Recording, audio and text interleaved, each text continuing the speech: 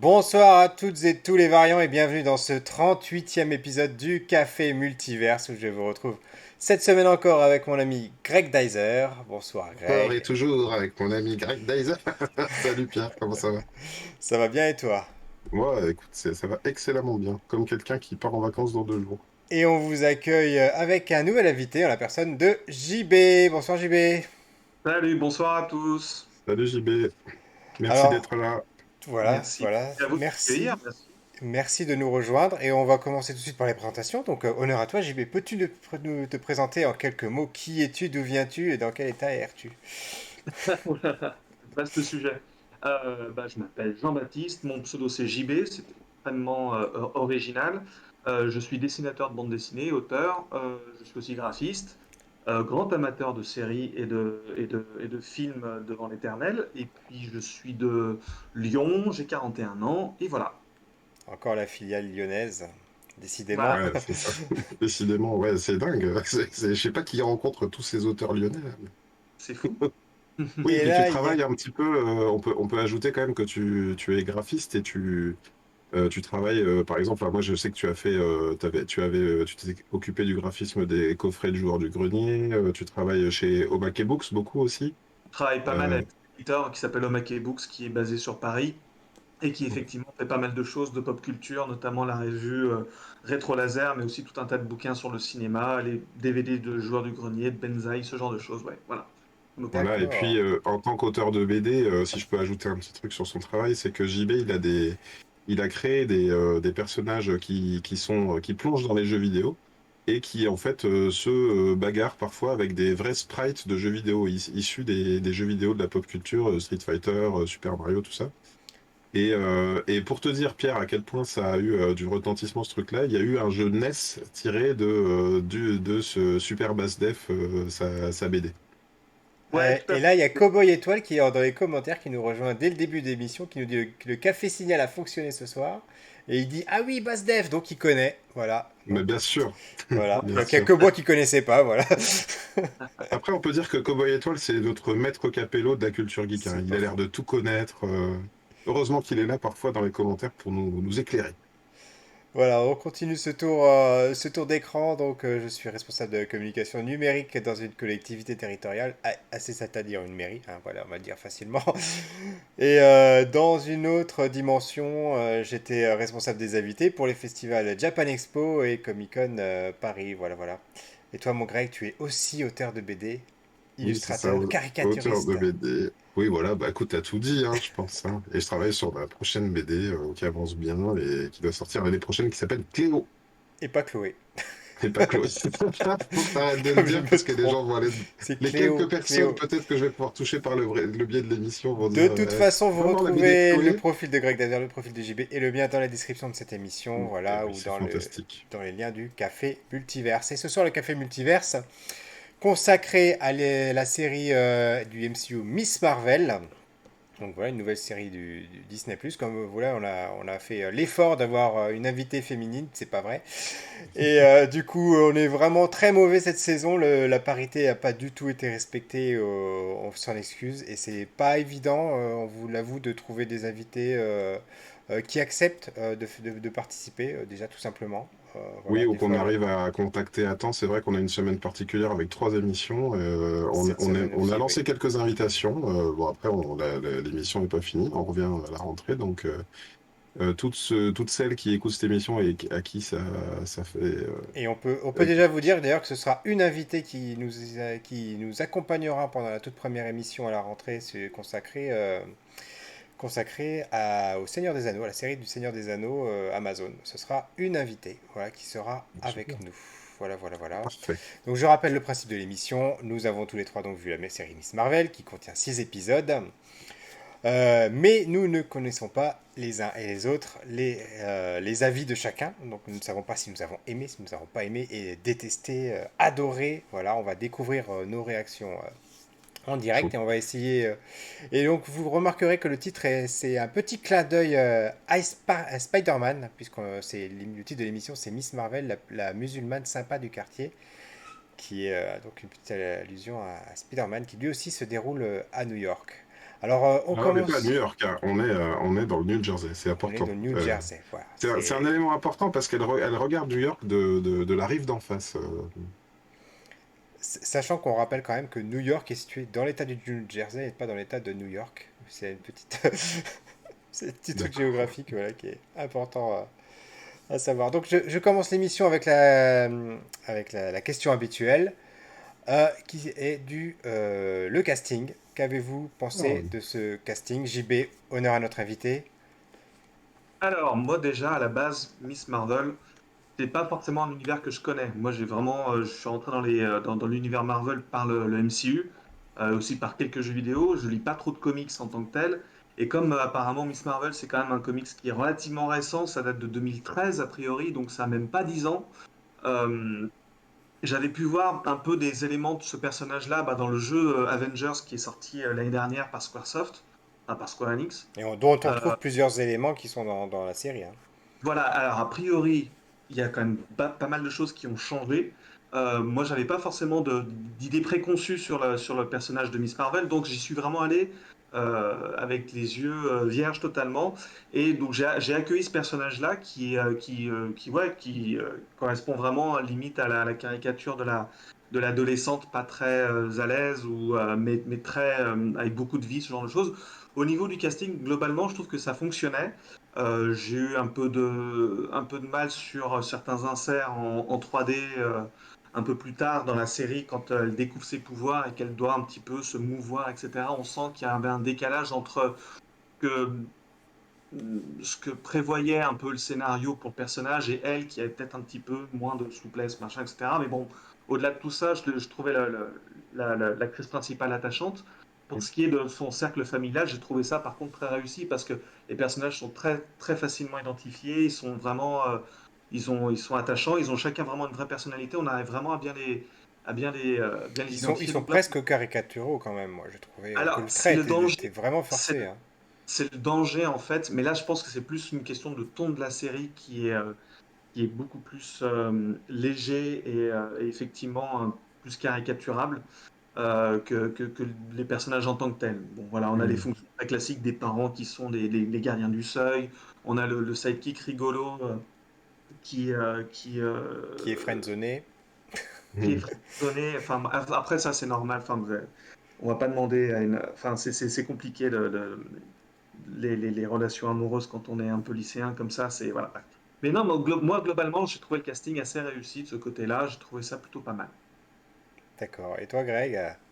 Oui, moi, je trouve que le Iman Vellani qui incarne Kamala Khan, elle est hyper bien castée. J'ai remarqué tout de suite, même si je connais, pareil, je suis un peu comme JB, je connais rien de Miss Marvel, si ce n'est une bande-annonce de. Et ce que j'en ai vu, moi, Miss Marvel, je l'avais plus interprété comme une sorte de Mister Fantastique au féminin, c'est-à-dire qui peut faire pousser ses mains et tout. Et là, ils ont un peu enrobé ça dans du pouvoir cosmique, hein. On sent que la perche est tendue vers Captain Marvel, au-delà du fait qu'elle est ultra fan de Captain Marvel, et ça j'y reviendrai, mais c'est peut-être l'élément qui me gêne le plus dans l'histoire. Le casting caricatural, je l'ai interprété d'une certaine façon. Moi, j'avais pour moi, alors peut-être que j'ai pas vu les bonnes séries, mais j'ai l'impression que Marvel continue son tour d'horizon il n'y a pas que il y a pas que des petits culs blancs sur Terre, il y a aussi des gens d'autres origines et d'autres religions, et ils font pas l'impasse, je trouve, et il y a un petit côté presque didactique à vouloir nous montrer un peu le quotidien de ce qu'est une jeune musulmane aux États-Unis. C'est pas, ça sombre pas dans le pathos avec euh, la police qui serait tout le temps sur leur dos, même si c'est un peu présent dans la série. Et c'est vrai que je les ai pas forcément vécus comme caricaturaux, mais presque comme didactiques, les personnages, pour montrer, on sent que c'est pas que à destination des musulmans, cette série. Et c'est pour montrer, ben voilà, il y a des musulmans aux États-Unis et ils sont intégrés à leur façon et ils sont quand même dans leurs us et coutumes. Et j'ai l'impression que sur le ciblage, ils s'y sont pas trompés parce que mine de rien, il y a quand même pas mal de réactions sur les réseaux de gens qui disent oui, mais alors pourquoi il faudrait absolument, parce qu'elle est musulmane, qu'on voit qu'elle va prier ou qu'on voit qu'elle va. qu'elle va dans son lieu de culte, et je me dis, bah oui, bah ils ont bien compris quand même qu'il allait falloir réussir à faire passer cette pilule-là, quand même. Après, en termes de pilules ou quoi que ce soit, de pratiques religieuses, on a une autre série Marvel qui est Daredevil, où Matt Murdock allait très régulièrement à la confession. Mais complètement, complètement. Mais si tu veux, dans le... Ah, Ah, ça, est-ce que toi... Oui, alors excuse-moi, pardon. Vas-y, vas-y, vas-y. je vais du coup réagir à ce que vous venez de dire tous les deux, rebondir là-dessus. Je suis pas d'accord avec vous, voilà. Et ne serait-ce que par rapport à cet exemple sur Daredevil, qui est justement pour moi l'antithèse de Miss Marvel, parce que dans l'univers de Miss Marvel, tout le monde il est beau, tout le monde il est gentil, et s'il est méchant, bah, c'est qu'il vient d'un autre univers. Ou voilà, donc c'est ça un petit peu moi qui m'a gêné, que tu parlais de l'aspect didactique. Je trouvais que c'était devenu trop. Et à un moment Mhm. donné, là je vais déjà rentrer assez loin dans l'émission, je vais essayer de pas trop raconter. Là, ma langue qui vient de fourcher, j'ai un peu spoilé. Euh, on, on sait plus ce qu'on nous raconte. C'est-à-dire qu'à force de nous expliquer dans quoi elle vit et Mhm. son quotidien, etc., on nous perd. Et moi, ça m'a vraiment gêné cette partie. Alors, moi, je suis assez d'accord avec toi dans la mesure où la menace n'est pas identifiée. Enfin, la Ouais. menace est identifiée, mais elle change très régulièrement. Et Mhm. on se retrouve en fait avec d'épisode en épisode avec voilà, des antagonistes totalement différentes. Et ça devient au final totalement dilué et on comprend plus trop où ça veut en venir. Ça, je suis assez d'accord avec toi.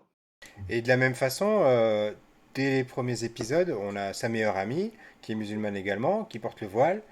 Et on a l'impression qu'ils se sont sentis obligés, comme tu dis, de te faire un didacticiel. Bah, j'ai le voile parce que je l'ai choisi, etc. Bah, je sais pas, ça arrive comme un cheveu sur la soupe. Moi, à un moment donné, je dis, bah, ok, bah, tu l'avais, mais t'as pas besoin de te justifier, c'est ton choix. On s'en fiche après tout. Enfin, et moi, Mhm. j'ai pas compris à la rigueur ce que ça a apporté à l'histoire. D'autant que après, on en reparlera dans la partie spoiler. Enfin, il y avait des choses, à mon avis, qui étaient intéressantes par rapport à ça et Mhm. qui n'ont pas été assez poussées, je trouve. Tu voulais dire un truc, Greg? Ben, j'allais dire par rapport à un avis que tu donnais sur les Éternels, je sais que à l'époque tu étais sensible au fait que justement il y avait de la présence de handicap, la présence d'amour homosexuel, sans en faire toute une histoire. Et là, que finalement, ce que tu reprocherais plus, c'est le fait que ils se sont sentis le besoin d'expliquer, alors que ça aurait pu juste avoir de la visibilité sans pour autant que ce soit fasse partie intégrante du scénario, c'est ça? Ouais, c'est ça en fait, tout à fait, t'as tout compris. Mm. De la même façon que oui, dans les Éternels, en l'occurrence, on avait un personnage qui était muet, on avait un personnage qui était gay. Ça faisait partie de leur quotidien, et ils s'en justifiaient Mm. pas et ils n'avaient pas besoin de s'en excuser ou quoi que ce soit. Mm. Et là, j'ai trouvé que ça revenait sans arrêt. De la même et inversement, il y avait un autre truc qui me titillait, c'était, tu prenais l'exemple de Daredevil. Dans Daredevil, oui, alors que ce soit dans Daredevil ou dans d'autres séries Marvel, hein, il y a énormément de références au christianisme et au judaïsme. Donc ça, ceux qui disent il faut pas mettre les musulmans, c'est de la connerie. Enfin, il faut mettre tout ce qui est représentatif des différentes religions et des différentes spiritualités. Mais dans Daredevil, si tu veux, il y a, il y a un côté un petit peu, comment dire, pas sale, mais voilà, il y a le repentir, il y a aussi tous les côtés un petit peu sombres de cette religion, du christianisme, etc. Et La là, on voit confession. voilà, les confessions, et puis bon, il y a plein d'interrogations sur le bien, le mal, sur la religion. Là, on est vraiment dans Miss Marvel, et comme on dit, c'est pour ça qu'on avait un peu choisi ce titre, c'est la musulmane sympa du quartier, c'est-à-dire que là, on a l'impression qu'ils n'arrivent pas à se dire que, bon, bah oui, des fois, on peut faire des conneries. Non, non, on veut vous montrer, on est sympa, quoi. Bon, voilà. C'était un petit peu mon truc. Et par rapport. Là, Vas-y, pour JB. je ne sais pas si on est vraiment la cible, pour le coup. Ouais. Ce que je veux dire, c'est que la représentation, c'est important et peut-être que comme on est de l'autre côté du coup du miroir par rapport à d'autres types de cultures, comme c'est, en tout cas, c'est pas la mienne, effectivement, quand elle dépasse, enfin quand elle est expliquée ou quoi que ce soit, pour moi, elle surgit d'autant plus que je ne la connais pas. Donc du coup, effectivement, je la remarque plus. Mais peut-être que pour des gens qui la regardent, qui sont de confession musulmane ou autre, peut-être qu'ils ont peut-être moins cette approche-là là-dessus. Alors je pense que c'est important, mine de rien, d'en parler. C'est peut-être aussi important de, de- d'offrir une histoire peut-être un peu plus légère avec en background cette religion pour changer un petit peu du côté un peu classique qu'on peut peut-être avoir à Hollywood et aussi dans le cinéma français parfois aussi, où il y a toujours, dès qu'on parle un peu de religion comme ça, on rajoute tout de suite un bout de terrorisme dessus, Oui. des trucs très angoissant. Là, au contraire, c'est juste, ça fait partie c'est un background culturel qu'on nous explique parce que moi, je suis assez content finalement qu'on me l'explique parce que je le connais pas. Mhm. Euh, euh, et, euh, et au-dessus de tout ça, bah, on s'en fout. Après, on fait les aventures avec de la lumière partout, machin, etc. Au contraire, je trouve que c'est original et important aussi d'offrir ce genre d'histoire un peu plus légère, peut-être. Mm. Mais Voilà. Sans compter qu'on est dans la culture musulmane et que, ostensiblement, dans la série, on montre deux personnages féminins forts. Il y a celui donc de Kamala Khan qui veut devenir une super-héroïne. Donc on sent qu'elle est pas trop dans la religion, elle est presque dans la fan attitude des super-héros. Et en fait, on a Nakia, sa meilleure amie, qui elle enfin, essaye de devenir quelqu'un d'important dans sa mosquée. Avec des petites pastilles comme ça, le fait que que des chaussures soient volées. Enfin, je trouve que ça, ils ont essayé de poser un contexte, d'ailleurs qu'il n'y a pas vraiment de réponse, hein. Le fait que ces chaussures soient volées au début n'a pas du tout de résolution. Par contre, ça a du sens à un moment donné dans le rôle qu'elle joue vers la fin de la série, qu'elle ait voulu être élue et devenir quelqu'un d'important dans la mosquée. Et ça, d'une certaine façon, j'ai trouvé que la série, du point de vue de cette culture-là, me semblait, d'après moi, un progressiste en montrant que, bah oui, les femmes ont pas forcément envie de rester dans l'arrière-salle pendant que les hommes sont devant pendant le prêche. Et je sais pas, moi j'ai trouvé ça intéressant. En mm. tout cas, j'ai regardé avec ma fille et j'ai trouvé que c'était intéressant de le découvrir. Et puis j'y pense que maintenant, mais en fait un peu plus tôt dans l'année, toujours dans cette phase 4, il y avait aussi Shang-Chi, où pareil, c'était notre culture, et on nous parle aussi du poids de la famille, du Mhm. poids de la famille qui est pas du coup, enfin c'est pas uniquement dû à la religion musulmane, c'est que de temps en temps, voilà, il y a d'autres cultures qui ont cette espèce de poids, de chape, parce qu'effectivement, Kamala, elle subit quand même pas mal de pression de la part de ses parents. Oui, On apprendra un peu plus tard dans la série qu'en fait, ça a moins un aspect purement religieux que justement un problème de sa mère qui a du mal à la voir partir, parce que comme c'est Oui, bien sûr. c'est les parents qui voient leur enfant partir du nid. Donc dans les premiers épisodes, c'était un peu déguisé dans le genre attention, ma fille, ça se fait pas, c'est péché, machin, etc. Alors qu'en fait, non, c'est plus humain, c'est plus universel. Ben ça, c'est un autre des aspects qui m'a un petit peu dérangé, c'est le fait on est sur une famille qui paraît au départ assez conservatrice, et puis finalement, au fur et à mesure des épisodes, c'est totalement déconstruit, tu vois, et tu prenais l'exemple de très Shang-Chi, rapidement. et c'est pour ça que moi, ça m'a aussi un peu sorti du truc, c'est-à-dire que j'arrivais pas à suivre le fil de ces personnages qui n'avaient plus des réactions cohérentes d'un épisode à un autre par rapport à ce qu'on nous avait montré avant, quoi. Alors j'ai Ouais, pas fait, par contre, j'en- je voulais juste terminer là-dessus parce que j'ai pas trop réagi non plus sur le casting parce que je vous ai posé des questions mais j'ai pas réagi. Vas-y, vas-y. Alors déjà Iman Vellani, topissime, 5 étoiles pour moi. Voilà, je suis totalement bluffé par sa prestation, son énergie. Qui ça, du coup, attends, tu dis? L'actrice Iman Vellani, donc celle qui joue Ah, Miss Marvel, Iman voilà. Vellani, excuse-moi. Et la famille, j'aime assez aussi, la mère, etc. Personnage quand même assez attachant au final. Par contre, sorti du cercle vraiment familial, j'ai eu beaucoup de mal avec les autres, que ce soit l'ami geek, que ce soit les opposants, les autres protagonistes qu'on retrouve dans la sorte de super police qui intervient là. Oui, là, moi, j'ai eu un peu de mal Beaucoup de avec mal à ça. Ouais. accrocher à tous les autres, hein. C'est-à-dire que C'est Mm. c'est suivant... plus des, ouais, c'est plus des Vas-y. fonctions. C'est Ouais, vraiment plus des. voilà, J'ai trouvé pour une fois que le casting là était pas top, hein. Pour Marvel, pour moi, c'était pas. Je sais pas si c'est le casting ou si c'est pas le storytelling, parce que quand tu réfléchis sur cette, je sais plus comment s'appelle la super police, les forces de quelque chose, C'est euh, le damage control. Oui, Damage Damage Control, Control, ouais. voilà, c'est ça. En fait, on nous en dit très peu sur eux. Il y a un coup de fil. Oui, allô, c'est le Damage Control. Viens, on va tout de suite aller là-bas parce que peut-être ils contrôlent pas le super pouvoir. On va aller. Et en fait, on sait rien de ce qu'ils sont. Il n'y a pas de réelle révélation. Il n'y a pas de scène post-générique comme dans Falcon et Winter Soldier où on se demande ce que ça devient et tout. C'est vraiment. Ils partent et ils reviennent et ils disent voilà, c'est comme Dr Mad, on sait pas d'où il vient, on sait pas ce que c'est et on sait pas à quoi ils servent et qu'est-ce qu'ils vont. Ils étaient dans Spider-Man, en fait, dans le premier Spider-Man Homecoming. En Ah fait, bon? Oui, mais oui, apparemment, il vient de cet endroit-là, oui. Oh là Damage là. Control, en fait, c'est l'entreprise qui a été montée par Tony Stark Ah, pour passer le coup de balai derrière leur connerie, quoi, en ouais, gros. d'accord. Donc du coup, ils avaient été introduits dans Homecoming, mais rapidement dans la scène d'intro. Et c'est même d'ailleurs pour ça que Tooms, il pète un câble, parce qu'on lui enlève des marchés, justement, pour, voilà, évacuer des extraterrestres. Et Hmm. ils reviennent on le voit dans le dernier Spider-Man, Dans No Way d'ailleurs, Home, a Far priori, il From revient, oui. Home. Ouais. Oh là Mais là, bah, j'ai complètement oublié, c'est fou. il Et y a le même ça, je acteur, l'ai lu, mais j'avais pas fait le lien non plus, hein. l'acteur qui interroge Peter Parker, en fait, au départ, qui lui demande ce qu'il Ah, a avec Tony Stark. Et c'est pour ça qu'en fait, ils ont des magnifiques drones, machin, etc. C'est parce que c'est Elite. d'accord. Ah Et bah, tu le vois, film. j'avais Ça a l'air complètement qu'ils ont, zappé ça. ils ont des flingues qui donnent des impulsions, tu sais, Oui, pour. oui, oui. Et ben, c'est le même son que le truc d'Iron Man, parce que c'est la même technologie.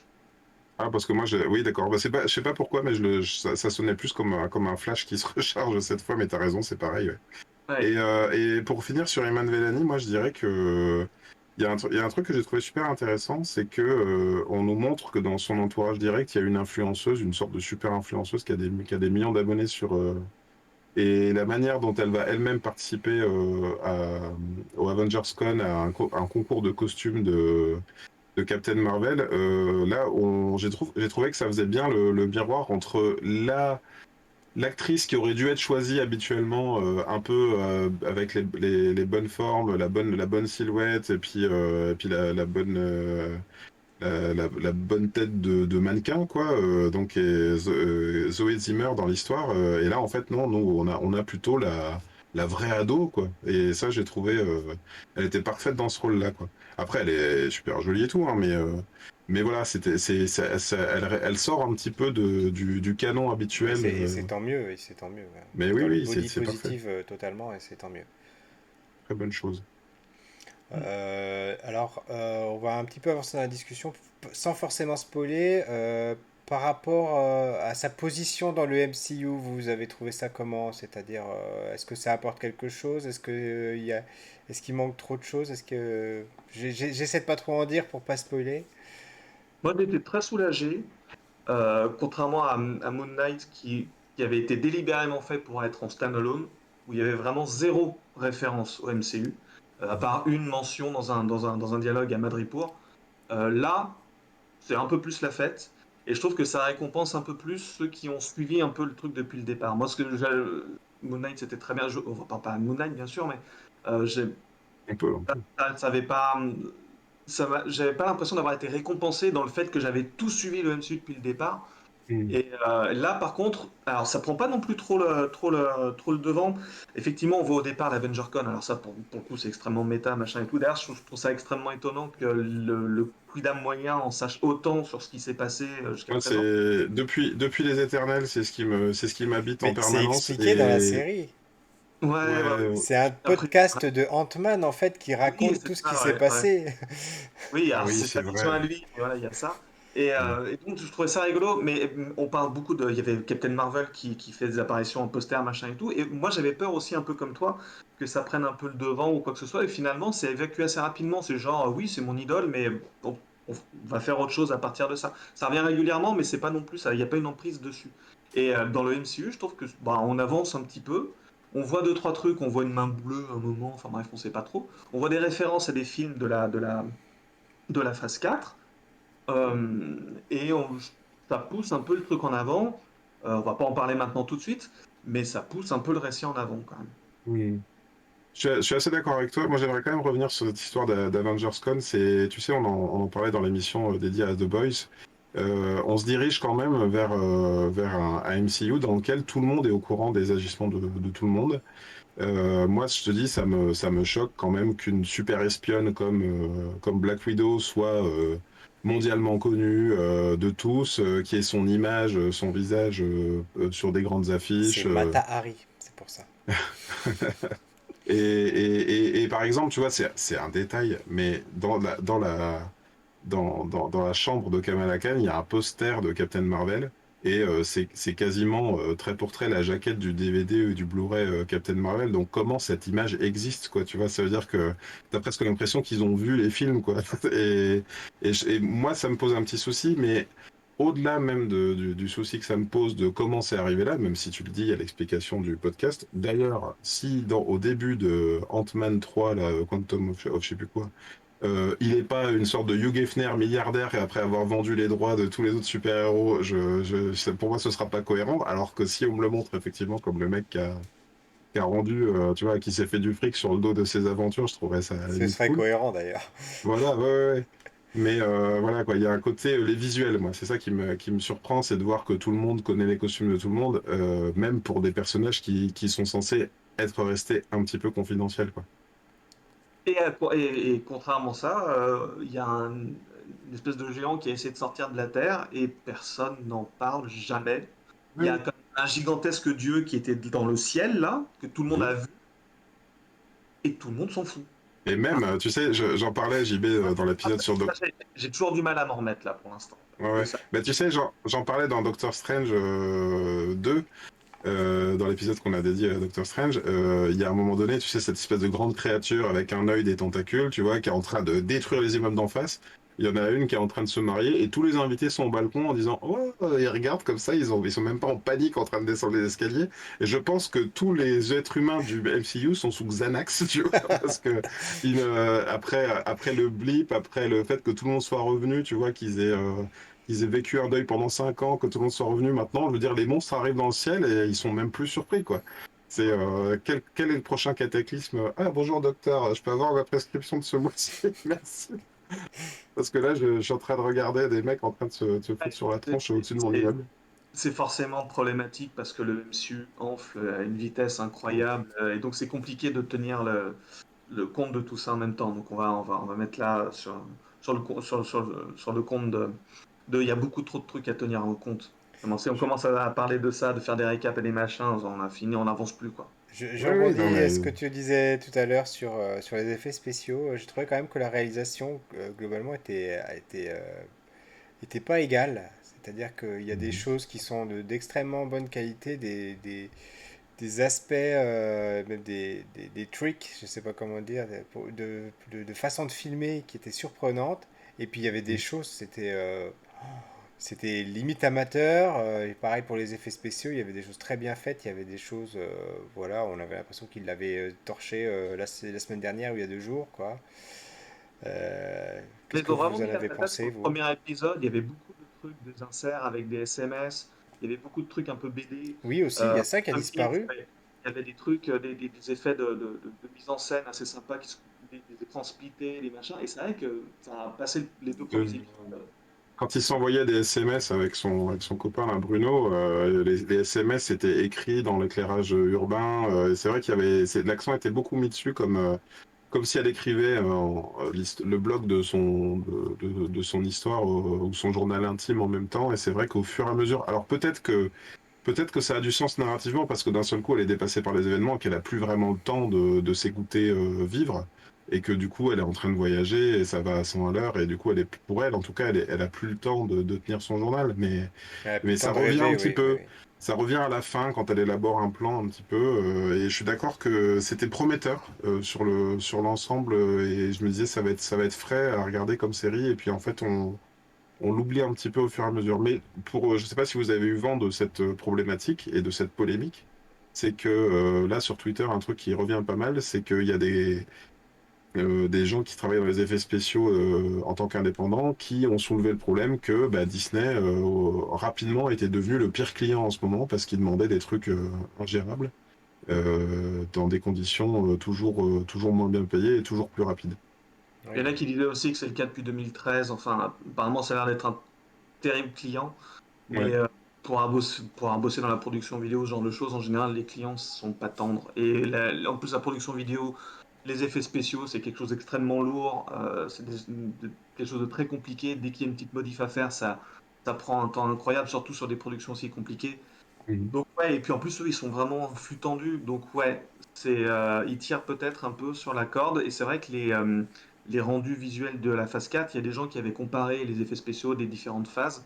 La phase 4, c'est vrai que ça pêche un peu, effectivement. Moi, sur une série comme celle-là, ça me dérange pas du tout parce que justement, on est dans une série et que je trouve que c'est quand même d'un gros level par rapport à ce qui se faisait il y a 10 ans même. Par contre, on en parlera vendredi dans l'épisode dédié à Thor, mais là, pour le coup, moi, c'est plus sur le film Thor 4 que j'ai été très choqué par certains trucs qui, pour moi, marchent pas du tout. Hmm. Ouais, je comprends. Moi, c'est ce que j'en parlais un petit peu tout à l'heure, là, quand on voit Kamala faire des petites cabrioles en l'air, marcher en l'air, tout ça. Mm. Son super pouvoir d'escalier, notamment, c'est son meilleur pouvoir. Mm. Où elle se balade un peu comme ça, et on la voit faire des figures, des trucs comme ça, et qui Mm. correspondent pas forcément avec le niveau athlétique, Oui, euh, c'est ça. aussi bien de l'actrice, mais aussi du personnage dans la série. Et j'ai trouvé que les inserts étaient un peu. En fait, ça me rappelait un peu les vieux Spider-Man, où clairement tu voyais que c'était un personnage en CGI qui se baladait au bout d'un fil et qui, hop, t'avais un cut, il se relevait et hop, et c'était l'acteur. Et là, Mm. ça m'a fait cet effet-là plusieurs fois avec Miss Marvel. J'ai trouvé un petit peu dérangeant. C'est vrai que c'était pas. Disons que Spider-Man, ça s'explique parce que par le fait qu'il obtient des super pouvoirs athlétiques également. Là, effectivement, au départ, quand elle essaye de maîtriser ses pouvoirs, donc elle est avec son sidekick Bruno qui essaye de l'entraîner physiquement, mais probablement qu'il manque deux, trois montages avec un peu de Survivor pour la voir faire des pompes et progresser physiquement là où effectivement ça n'arrive pas dans la série. Et c'est vrai que ce moment où à la manière de Spider-Man, hein, où elle commence un petit peu à être à l'aise entre les immeubles, effectivement, on se dit, tiens, il y a eu un level up par rapport au personnage. Ouais, on Et l'a pas vu. avant qu'on passe déjà à donner notre avis, parce qu'on a déjà passé la demi-heure d'émission, ça passe très très vite. J'avais une question plutôt pour toi, Greg, Mhm, parce que on en parle souvent dans les émissions consacrées aux films et aux séries du MCU, mais mhm. on arrive toujours à mettre une étiquette en général sur le film, film d'aventure, film d'espionnage, film fantastique. Et moi là, c'est la première fois que j'y arrive pas. Pour moi, Ah ouais? j'arrive pas à savoir qu'est-ce que c'est comme type de série, celle-ci. Parce que Oh, bah, pour moi, c'est pour les teenagers. J'ai regardé ça avec ma fille de 7 ans, elle a surkiffé. Et j'ai l'impression qu'elle a eu son Spider-Man à elle, quoi, avec une fille d'accord. à laquelle elle puisse s'identifier, quoi. Je pense que le titre que tu avais trouvé, tu vois, tu dis que tu n'arrives pas à faire la synthèse, mais finalement, c'est toi qui as trouvé le titre et qui fait bien la synthèse, je trouve. La musulmane sympa du quartier, on est vraiment pour moi, c'est comme du Spider-Man, vraiment. Et donc, D'ailleurs, les forces de l'ordre sont pas vraiment de son et côté. donc Enfin, tu vois, il y a. pour le coup, ta conclusion, faut-il regarder Miss Marvel? Est-ce que faut s'en passer? Est-ce que ça apporte quelque chose? Est-ce que c'est agréable? Est-ce que ça se regarde aussi en tant qu'adulte, ou est-ce que c'est plutôt pour les plus jeunes? Euh, je pense que moi j'ai aimé vraiment premier degré. J'ai pas, sur la question de la cible qu'on évoquait tout à l'heure, j'ai l'impression que je suis pas tout à fait la cible dans le sens où je suis pas une adolescente, mais je dirais qu'on a enfin dans le MCU une adolescente auprès desquelles plein de jeunes filles, je pense aux filles de maintenant qui ont 10 ans, qui vont pouvoir s'identifier à elle, et je trouve ça formidable. Il était temps même de commencer à voir. Et je rejoins JB sur son analyse sur l'intégration globale au MCU. Je voyais plein de trucs parallèles, tu vois, le côté cosmique, le côté plus humain, social avec Falcon, le côté multiverse avec Loki, tu vois. Et ben là, effectivement, on revient un peu un truc qui paye pour tout un tas de raisons que je dirais pas maintenant, mais voilà, on a enfin une perche tendue vers une suite, et ça m'a plu. Et toi, Et JB? d'ailleurs, ma Pardon. fille de 7 ans, pour finir, elle est ultra hypée. Elle a vu l'épisode ce matin. On a pris le petit déjeuner en le regardant ensemble. C'est-à-dire, le rendez-vous était pris. Et cet après-midi, elle a regardé Captain Marvel. Voilà, à nouveau. Elle l'avait déjà vu, elle a regardé à nouveau. Et toi, JB, alors ton avis sur cette série sans révéler trop de l'intrigue dont on va parler dans un instant? Alors, mon avis, c'est. Ouais, ouais, ouais. Bon, je suis content de l'avoir vu, mais je sais pas si c'est un truc que je veux me revoir. Je suis content de l'avoir vu parce que moi, je suis tous les projets du MCU et que je suis relativement fan de ça, mais je pense pas que si ça avait été, mettons, dans la crèmerie d'en face chez DC ou je sais pas quoi, je sais pas si j'aurais fait le détour pour aller regarder Hmm. cette série-là. Tu vois? Donc, je pense pas, comme toi, Greg, je pense pas spécialement la cible. C'était un bon moment, c'était sympathique, mais j'ai trouvé que ça manquait de focus sur plein de niveaux. Hmm. Euh, euh, le personnage est sympathique, les implications par la suite dans le MCU sont intéressantes et méritent d'être vues, à mon avis. Mais je pense pas que ce soit la série la plus indispensable. En tout cas, c'est pas la meilleure, à mon sens, des séries Disney Plus qu'on a eues jusqu'à présent. Je termine donc cette première partie sans spoiler, sans divulgacher. Et je te rejoins, JB, je vais même encore plus loin. Moi, j'ai été déçu, en fait, hein, carrément. En fait, c'est peut-être parce que j'attendais beaucoup de cette série. C'était un personnage, moi, c'est un personnage très coloré qui m'attire beaucoup. Et j'étais hyper impatient de le voir. J'avais tout de suite accroché à cette actrice qui nous avait présenté, à la bande-annonce, au petit côté léger, à la vie dans New York, etc. Et finalement, ces 6 épisodes sont tellement denses et partent parfois un peu dans tous les sens que moi je l'ai regardé avec mes deux grands ados, 17 et 13 ans. Bah, ils ont été à peu près aussi paumés que moi. Alors est-ce qu'on s'est malheureusement influencé là-dedans, mais on est sorti là en se disant mais qu'est-ce qu'on a regardé? Parce que T'étais pas une fille. oui, enfin, je pense pas que ce soit ça parce que je pense être quand même bon public. Hmm. Et autant et moi, en fait, j'ai apprécié que 2 épisodes, c'est le premier et le dernier. Et Hmm. tout ce qu'ils ont mis entre, qui se passe autre part, et on va parler dans un instant, Hmm. j'ai pas accroché. Sans transition, on passe. Ah, zut.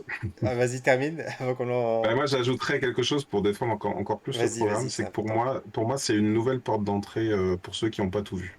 Et vraiment, là, ma fille aujourd'hui m'a dit, je vous dis, elle a 7 ans, donc elle a vu un seul film du MCU, c'était Captain Marvel, parce elle a déjà une poupée du personnage et tout. Et le fait de devoir avoir à revoir tout dans l'ordre, c'était long quand même, hein, se Bien taper sûr. 20 films avant de voir ça. Bah, elle, elle est contente, elle veut voir la suite, elle sait ce que ça implique pour d'autres films ou d'autres séries après, et du coup elle est hyper enthousiasmée. Elle m'a dit, et maintenant je veux voir les films d'avant. Donc pour moi c'est une bonne porte d'entrée dans le MCU. Sans transition, nous allons vous spoiler.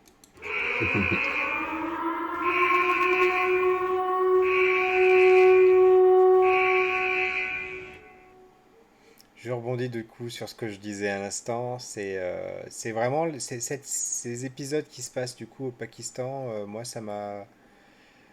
Déjà, j'ai trouvé que c'était mal réalisé. La course-poursuite, elle est terriblement mal faite. J'ai trouvé ils avaient un cahier des charges et quand ils ont voulu le faire, ils se sont dit bah merde, on n'y arrive pas. Ou quand ils ont fait le Ouais. montage, ça colle pas. Et du coup, ils font trembler la caméra tout le temps. Alors, je sais pas si c'était au moment de filmer ou ils l'ont rajouté après. Mais bon, j'ai trouvé que ça faisait vraiment petit budget. Voilà. Et après, toute la partie aussi qui est une partie quand même de l'histoire difficile, hein, enfin, quand je dis de l'histoire avec un grand H, la Mhm. partition d'une ancienne colonie anglaise, qui devient d'un côté l'Inde, de l'autre côté le Pakistan. Bah, c'est pas un passage rigolo. Donc, pour une série qui était très légère au début, là, on tombe sur des trucs beaucoup plus lourds. Et là, à nouveau, j'arrive pas à comprendre où est-ce qu'ils veulent nous emmener parce que ça raconte quand même une histoire d'une période vraiment pas rigolote du tout. Et dans une série qui se veut plus légère, vraiment, ça m'a gêné. Et tu parlais de didactique, de l'approche didactique. Alors effectivement, c'est vrai que du coup, ça a pu apprendre à mes garçons cette histoire-là, le fait que le Pakistan est musulman, l'Inde est hindoue, etc. C'est des choses qu'ils ne savaient pas. Alors peut-être pas que par rapport à ce que j'ai dit en début d'émission, effectivement, moi qui ai déjà toutes ces connaissances, ça ne m'apportait rien. Pour moi, c'était du rajout qui n'était pas utile. Et c'est vrai que le côté didacticiel dont tu parlais était intéressant. Ouais, je pense qu'il y a la série souffre un peu soit d'avoir été très courte, soit d'avoir un problème d'écriture. Il y a des événements clés qui sont décrits, qui sont portés comme un poids qui a l'air Oui, insurmontable c'est pour la ça. maman, sa grand-mère, dont il ne faut, ou son arrière-grand-mère, je sais plus, qui a disparu, dont il faut pas parler parce que ce jour-là, elle a trahi la famille, et en même temps, le papa qui a toujours l'air plus optimiste et qui dit oui, mais ce jour-là, il s'est passé un miracle, et il y a une pluie d'étoiles.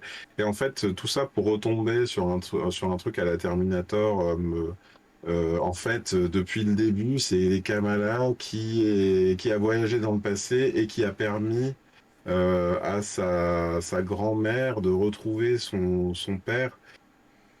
Tout ça, et puis une résolution vis-à-vis des parents qui est hyper expéditive, quoi. Hyper expéditive. La maman d'un coup fait ah mais en fait c'était toi la super-héroïne. Non bah fallait le dire tout de suite. Ah bah t'es ma fille chérie. Voilà. Enfin alors qu'avant il y avait un poids quand même. T'as gâché le mariage de ton frère. Le mariage de ton frère. Je veux dire c'est tout a l'air de se résoudre hyper facilement. Et j'ajouterais même cette scène-là, moi, carrément choqué parce que, en fait, il y a du. Tu sais, enfin, vous savez, dans les séries, il y a tout ce qui est hors champ pour nous. Mais là, on dirait qu'il y a des trucs qui sont hors champ pour les personnages aussi. Et quand la maman et la grand-mère débarquent dans la salle où il y a Kamala Khan et qu'elles ont vu, soit, je sais plus ce qu'elle fait, elle referme une fissure spatio-temporelle et tout. Normalement, il y a deux squelettes par terre, hein. Il y en a quand même deux qui viennent de se faire fumer, genre avec des cristaux machin, et on voit les squelettes tomber au sol. Et la mère, elle fait ah ma fille, si j'avais su. Non mais attends, excuse-moi, vous êtes sur une scène de meurtre, tu vois, jusqu'à preuve du contraire. Et puis vous étiez poursuivi par des, je sais même pas s'ils sont pas tous, et je crois qu'ils sont pas tous morts à ce moment-là.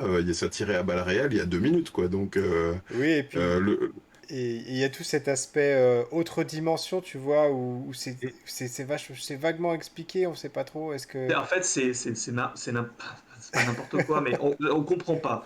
Arrivé à cet épisode 4, on se dit, bon, ok, la menace, c'est une autre dimension, a priori, qui va prendre le dessus sur celle-là. Quand, comment, quelle dimension c'est quoi? C'est un univers parallèle? C'est un multivers? Est-ce que c'est le truc de Shang-Chi? Est-ce que c'est encore autre chose? Il y a combien de calques Photoshop allumés en même temps ouais, sur c'est la ça, c'est réalité? Tu ça. vois, qu'est-ce qui se passe? Euh, on voyage dans le temps, mais alors, plus besoin du truc quantique d'Iron Man. Enfin, je comprends pas. Donc, ce qu'elle a fait dans le passé, ça a des répercussions dans le futur. Alors qu'en fait, la règle de voyage dans le temps dans la Attends, MCU, c'est que ce c'est qui que se ça crée passe, une autre ligne ça temporelle. crée. Bref, on fait encore n'importe quoi. Moi, je comprends rien. J'ai rien compris. À la fin, elle se bat contre des flics. C'était pas une dimension qu'elle devait combattre. Le groupe de méchants, il y a la tante, enfin, je sais pas quoi, la copine de son arrière-grand-mère. Ça remonte jusqu'à l'arrière-grand-mère. Tu ne peux pas redescendre d'un étage histoire d'être plus concis, plus, voilà, plus compact et plus compréhensible. Il y a que elle qu'on reconnaît, parce que toute sa galerie, là, soit ils se sont fait fumer, soit on s'en fout, parce qu'ils ont absolument zéro personnalité. Ça part dans tous les sens. Oui, et oui. puis même Artistiquement. la grand-mère qui monte dans ce train, elle a 4 ans, et ça l'a traumatisée à vie, alors que, enfin, en général, les gamins, Et pourquoi et ils- pourquoi elle se souvient pas du visage de sa petite fille? Enfin, bref. Enfin, Et puis et ça, ouais, et le père de la grand-mère qui l'a perdue sur un quai et qui sait pas la retrouver alors qu'elle est à 5 mètres derrière, ouais, tu sais. ça, Enfin, voilà. il y Bref, a un ensemble de il y a choses toutes les qui sont règles, voilà. difficiles. Il y a des règles du MCU qui sont bafouées ou qui sont pas bien expliquées. C'est même pire, je pense. Mm. ces histoires de dimensions notamment, qu'on nous explique un petit peu, qu'on ne voit même pas. Enfin, on entreaperçoit la première fois qu'elle met son Et puis bracelet même, dans l'épisode 1, mais il y a ce pouvoir, le fameux bracelet là, qui finalement est une invention parce que c'est pas dans le comics. Dans le comics, comme tu disais, elle a des pouvoirs un petit peu à la Mister Fantastique, elle s'allonge, Mhm. etc. Elle peut même grandir. On l'a pas vu ça dans Mhm. la série. Si, elle Euh, grandit à un moment dans donné la ouais, dans la mais fin, c'est pas flagrant quoi. Elle fait pas un Mm. immeuble de haut quoi. Non. Et du coup, ce bracelet-là, on sait pas trop. Est-ce que c'est la même chose qu'on voit dans Shang-Chi? Est-ce que c'est la même chose que ce qu'on a vu dans Les Éternels? Et alors là, a priori, il y avait peut-être un lien à faire quelque part et il y en a un, voilà. il y en a un de lien, il y en a un de lien. Déjà, il y a le deuxième bracelet, c'est la scène post-générique. A priori, je pense que Carol Danvers, dans l'espace, elle a dû trouver l'autre bracelet, c'est pour ça qu'elles ont inversé Ah, de c'est ça, position. tu crois? Ah, d'accord. Moi, à mon D'accord. avis, Et ça, alors moi, ça, ça, c'est une question que je me suis posée en voyant la fin. moi, ça Parce m'attirait. que j'avais lu un petit peu des choses sur Miss Marvel et je savais que dans les pouvoirs qu'elle avait, elle avait un pouvoir de face shifter, c'est-à-dire qu'elle pouvait changer son visage et devenir quelqu'un d'autre. Ah. Enfin, elle pouvait se transformer en d'autre. Ouais. Je pense pas que ce soit elle, parce que sinon, Et là, elle je se me serait suis dit, bah, regardée dans c'est le quoi du coup? miroir. Est-ce qu'ils ont échangé leur place ou bien est-ce qu'elle s'est Oui, alors moi, identifiée en j'ai elle? pas Et là, trouvé ça clair. j'ai pas trouvé que c'était Ouais. clair non plus. Ouais. J'ai d'abord cru qu'elle s'était changée dans l'apparence de Carol Danvers, et puis qu'après, en fait, finalement, elles avaient interverti les deux places. Ouais. Je pense qu'on a affaire aussi à des artefacts. On le voit d'ailleurs quand dans une scène de flashback, elle le récupère dans un endroit, dans une tombe, Mm. sur un drap bleu, donc a priori c'est un cri. Et au sol, il y a les 10 anneaux. Donc, à mon avis, c'est un peu relié aux 10 anneaux, ça fait partie d'un des artefacts. On voit à la fin de Shang-Chi, dans la scène post-générique, en disant qu'ils savent pas d'où ça vient. Carol Danvers est présente dans cette scène-là, elle va enquêter. Et bizarrement, on retrouve un truc des 10 anneaux et un truc un peu cosmique. Et bizarrement, elle apparaît dans la série derrière. Donc je pense qu'en fait, tout ça, c'est un petit peu relié. Ouais, il Alors, faudrait c'est un revoir peu la scène relié. si elle a pas le bracelet à l'autre main. Ouais, c'est ça. C'est un peu relié, et je trouve que c'est un peu relié de manière factice, malheureusement, d'après moi. Hein. C'est que le moment où elle découvre qu'elle a ses pouvoirs, elle regarde sa main, elle est au-dessus de son lit, comme ça, elle regarde sa main, elle voit le pouvoir bleu autour de ses mains, elle dit waouh, cosmique. Et là, pour moi, c'est clairement le scénariste ou la scénariste qui dit cosmique, donc dans l'espace, Carol Danvers, ses éternels et compagnie. Quoi. Hum. Et donc, c'est une façon de relier le truc. Et à la toute fin, on peut en parler puisque ça a beaucoup ému sur Twitter aujourd'hui. Il lui dit, alors en fait, finalement, c'est pas un truc qui vient de ta famille, parce que les autres, ils ont pas les mêmes gènes que toi. En fait, ça vient d'une mutation. Tananana, voilà. Avec le petit jingle X-Men. Donc là aussi, on te dit, attends, c'était cosmique ou c'est mutant du coup, ouais, tu vois, et j'ai l'impression ils veulent tirer toutes les ficelles, ils veulent ramener du lien avec tout. Ah, regarde, bah, il y a Cowboy Étoile, ça peut peut-être résoudre le truc. Il dit, j'ai l'impression que chez Marvel, tout se résout en tais-toi, c'est magique. Voilà. J'ai Alors, une version dans moins le polie que comics, ça, mais elle est assimilée comme une inhumaine en fait, Miss Marvel. Hein. Donc, alors, inhumaine, il faut quoi. c'est C'est-à-dire, ça. les Inhumains, c'est une des classifications des. Je sais pas comment dire, c'est pas une race, c'est pas comme ça qu'on peut le désigner. Ces Mm. grandes. C'est une expérience génétique menée Ouais, par voilà. les Éternels, je sais pas C'est quoi. ça, oui. Ouais. C'est Mais assez compliqué. est-ce qu'au fond, Miss Marvel, un peu à la manière de, alors j'ai oublié son nom, de la jeune fille qui est dans Doctor Strange, là, Star quelque America chose. Chavez? America Chavez, ouais. Est-ce que ces personnages-là vont pas jouer un rôle de pierre angulaire, c'est-à-dire elles sont un peu mutantes, mais elles ont quand même des pouvoirs cosmiques, et puis elles sont reliées à tel personnage, et puis elles sont, voilà, tu vois ce que je veux dire? On dirait que, et puis elle grandit comme Ant-Man, enfin voilà. On a l'impression que c'est un peu la super-héroïne couteau suisse qui va pouvoir potentiellement relier à tout, quoi. J'ai pas trouvé, enfin, c'était étrange cette espèce d'insert X-Men au milieu du truc. Clairement, c'est un clin d'œil pour dire attention les gars, vous inquiétez pas, ça arrive, tout est là. Mais je pense pas que ça ait été fait au bon endroit, malheureusement. Clairement, il y avait peut-être d'autres endroits Je suis où, assez où, d'accord. où Ça ramener arrive, ça. ça C'est arrive une comme inhumaine en infiltration. principe dans le Mais comics. à nouveau, on y revient, c'est cette série, elle est très Mais elle confuse en manque de fait. focus. Ouais, ouais. Elle manque de focus sur un truc bien précis parce que Mais elle, ça, vraiment, t'as l'impression que c'est limite un reshoot. Si putain, en fait, il y a peut-être moyen de caler quelque chose ici. Et voilà, c'est un peu dommage. Oui, parce qu'on parlait de ça, on parlait des forces spéciales, on parlait des méchants, des djinns, tout ça. Et puis en fait, finalement, on a encore une couche supplémentaire avec le fils de Jin qui, lui, finalement, a des pouvoirs spontanément parce que sa mère lui a envoyé quelque chose en mourant. Il y a beaucoup de couches, en fait, ouais, c'est vrai. Ouais, et Ouais, puis alors on sait pas trop en fait pourquoi est-ce que elle le protège. Enfin, elle, ici elle est amoureuse de lui, on a bien compris, mais enfin voilà, Bah, du en coup plus, il oui. part. Finalement en partant, il arrive quand même à contrôler ses pouvoirs. Bon, c'est vraiment confus, confus, confus. Ça manque d'explication tout ça. Surtout que Bah, surtout d'autant que que si on n'est pas la cible et que la cible c'est quand même le plus jeune public a priori. Enfin, le plus jeune public, on est quand même à minimum, à minima obligé de lui mâcher le truc pour qu'il comprenne ce qu'il a vu, quoi. Ou oui, c'est alors nous qui après, je avons te dis, trop celui, cherché la petite bête, je ne sais pas.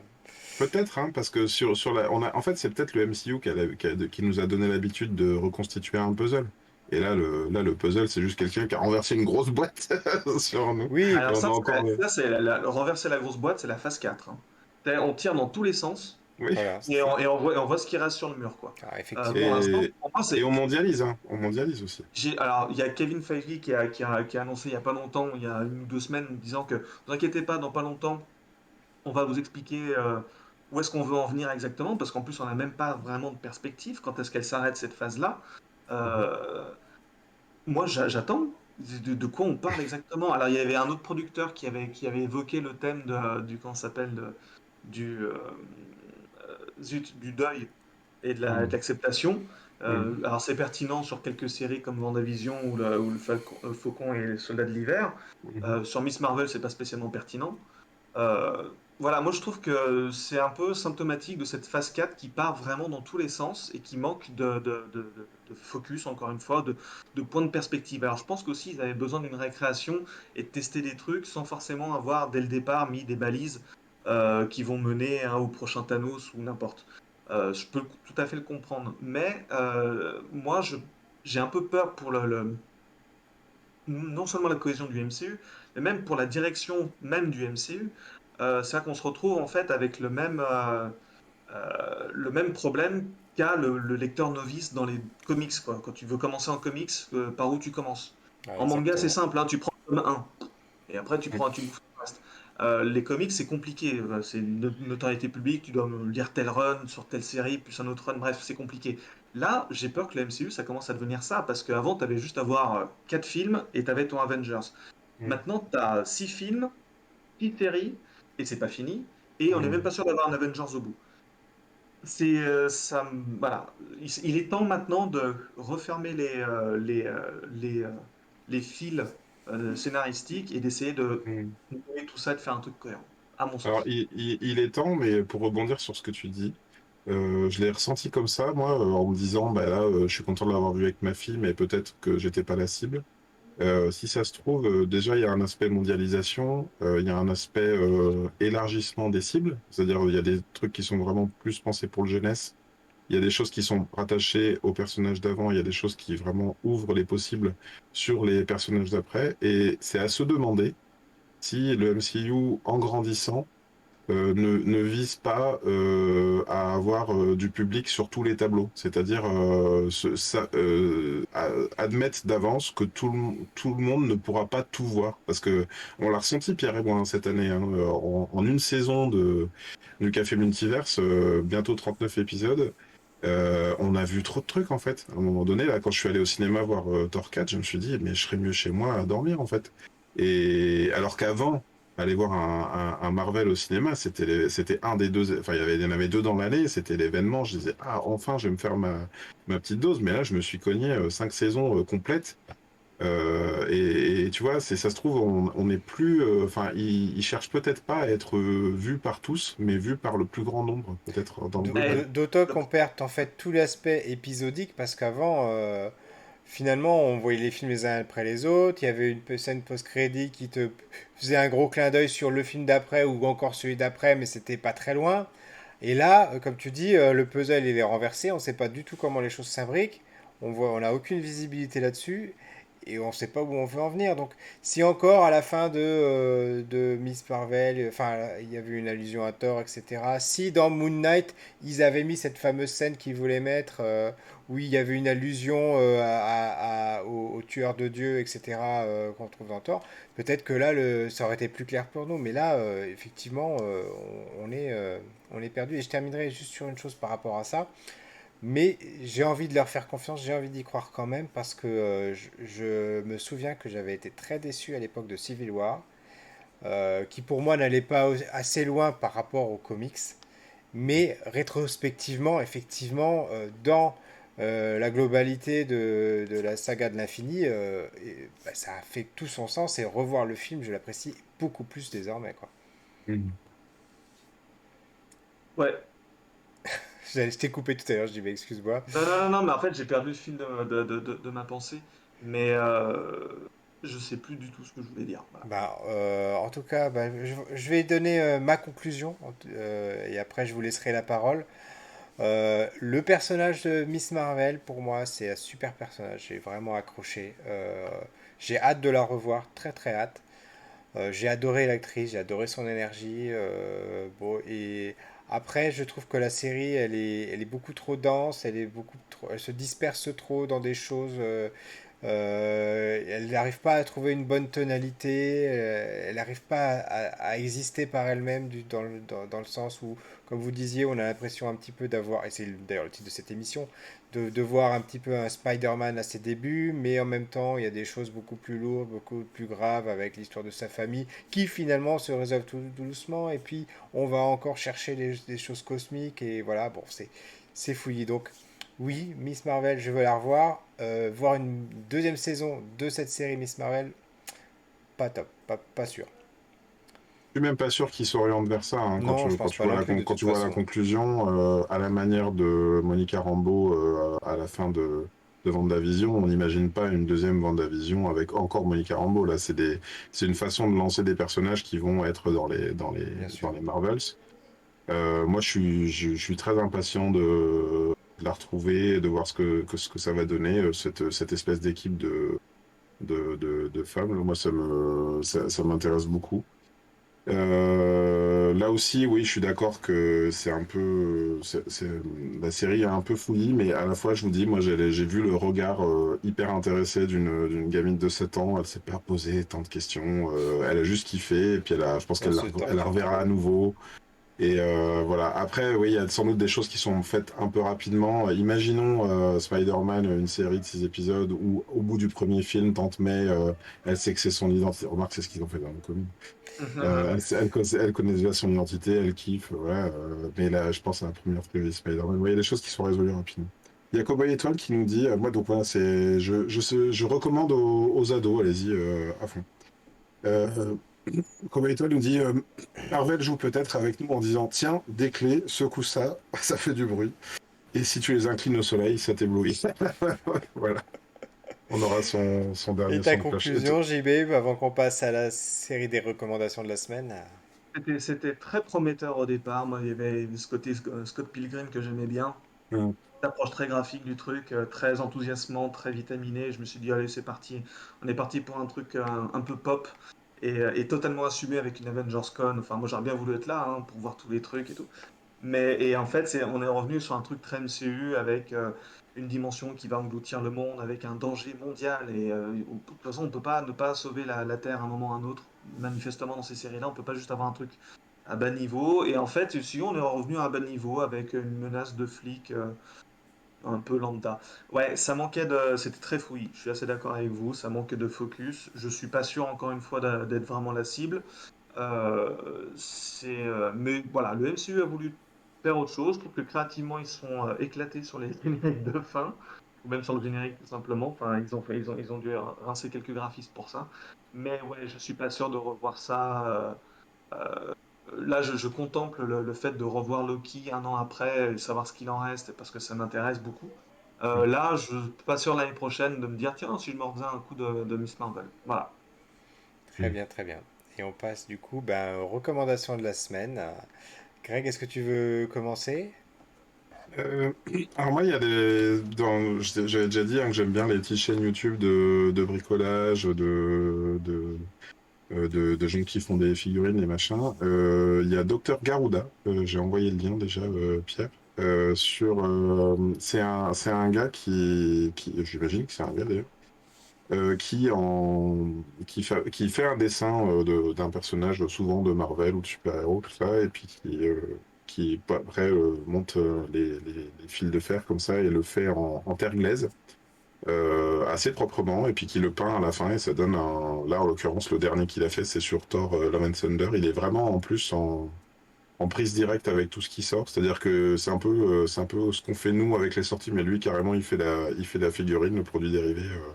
Toutes les semaines, il en sort une nouvelle. Enfin, toutes les semaines, ou en tout cas à chaque sortie importante. Et voilà, je trouve que c'est assez quali comme travail. Et puis moi, ça me détend de regarder des gens faire ça. Voilà. Docteur Garouda Et on vous met ça dans sur la YouTube description. Voilà, voilà. et sur Instagram. Et toi, JB? Alors moi, c'est un bouquin anglais sur l'histoire de King of Fighters, la série de jeux de combat de chez SNK. C'est édité par un éditeur qui s'appelle Bitmap Books et qui sort des livres d'une qualité incroyable. C'est magnifique, graphiquement c'est super chouette, les mises en page sont très jolies, les sprites sont vraiment très bien mis en valeur. Ils ont en plus un petit truc avec cette édition que je me suis pris, ils ont un coffret, enfin un bouquin qui est quand même relativement épais, qui reprend en fait énormément d'illustrations et des interviews de développeurs de l'époque. Ils ont un coffret sur lequel il y a les portraits de chaque personnage un peu emblématique, et quand tu appuies sur le personnage, hop, il dit le nom de son coup spécial favori aussi. Un peu comme les bouquins pour enfants, on peut les allumer ou les éteindre. Donc c'est super chouette, c'est magnifique dans la bibliothèque, et c'est un très très bel objet pour ceux qui s'intéressent à cette série-là et au pixel art d'une manière générale. Voilà. D'accord, d'accord. Moi, je vais sécher cette semaine, ou plutôt cette semaine, ce deuxième jour de la semaine, cette deuxième émission, je vais sécher ma recommandation parce que... Mais dans ce cas, Pierre, je te recommande le travail de JB, puisque tu ne sembles Ah, pas le bah connaître voilà, encore. Il c'est faut formidable. absolument que Et tu ailles ben, je voir, vais ne faire serait-ce que ça. son blog, où tu verras Super Bass Dev, ça ne peut que te plaire.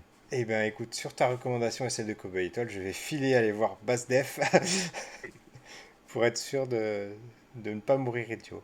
Et En Cowboy tout Étoile nous dit Epidemic.com. cœur sur toi, Cowboy Étoile, merci. Voilà, cœur avec les doigts, voilà, hop, tout sur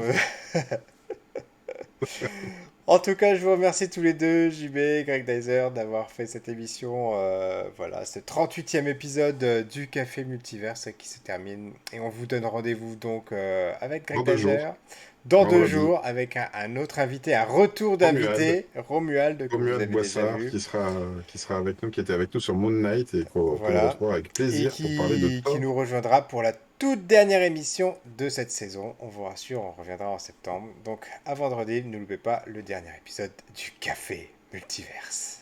Ciao, Salut JB. ciao! Oh.